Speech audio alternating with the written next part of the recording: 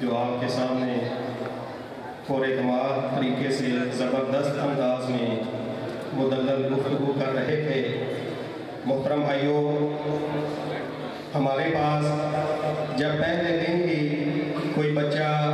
دین اسلام کی تعلیم حاصل کرنے کے لیے داخل ہوتا ہے تو ہم روز اول سے ہی اپنے اس طالب علم کی یہ ذہن سازی کرتے ہیں کہ بیٹا آپ نے اس دین کا علم حاصل کرنا ہے تو اس کا مقصد صرف اپنی اصلاح ہی نہیں ہونا چاہیے بلکہ اپنی اصلاح کے ساتھ ساتھ اوروں کی اصلاح کرنا، اپنے معاشرے کو سدھارنا، امت محمدیہ تک دین اسلام کو، اقوام عالم تک دین اسلام کو زبردست انداز میں پہنچانا اور اس کی تبلیغ کرنا یہ بھی ہے۔ تو الحمدللہ اس مقصد کو اچیو کرنے کے لیے ہمارے معزز اساتذہ کرام روز اول سے ہی اس بچے پر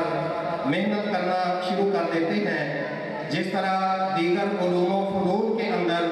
بھرپور طریقے سے ہم اپنے طلبہ کی تربیت کرتے ہیں، بالکل اسی طرح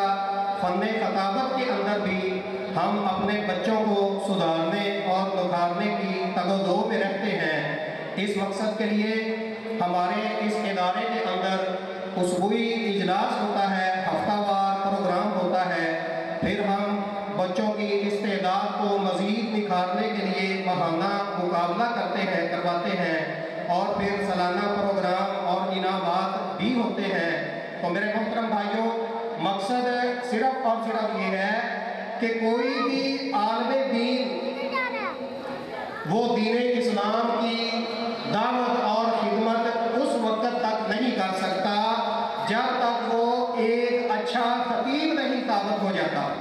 تو اچھا خطیب پیدا کرنے کے لیے پھر ہم اپنے بچوں پر بھرپور محنت کرتے ہیں۔ اس کا رزلٹ یہ آپ کے سامنے ہے۔ یہ ہمارا بچہ بالکل ابتدائی کلاس کا ہے، میٹرک کا اسٹوڈنٹ ہے، ابھی 10ویں کلاس میں یہاں پڑھ رہا ہے اور اس کو یہاں پڑھتے ہوئے کوئی زیادہ وقت نہیں ہوا بلکہ صرف 1.5 یا پھر 1.25 سال کا وقت گزرا ہے اور اساتذہ نے ماشاءاللہ اس انداز میں اس پہ محنت کی کہ اس بڑے مجمع کے اندر بہترین انداز میں اس نے شان مصطفیٰ پر دلائل کی روشنی میں احباب کے سامنے یہ گفتگو کی ہے۔ تو ابھی مزید میں اپنے ایک طالب علم کو دعوت دوں گا جس کا نام ہے حافظ سیف اللہ بن حبیب اللہ، جو کہ ہمارے بخاری کلاس کے طالب علم ہیں، آپ کے سامنے تشریف لاتے ہیں۔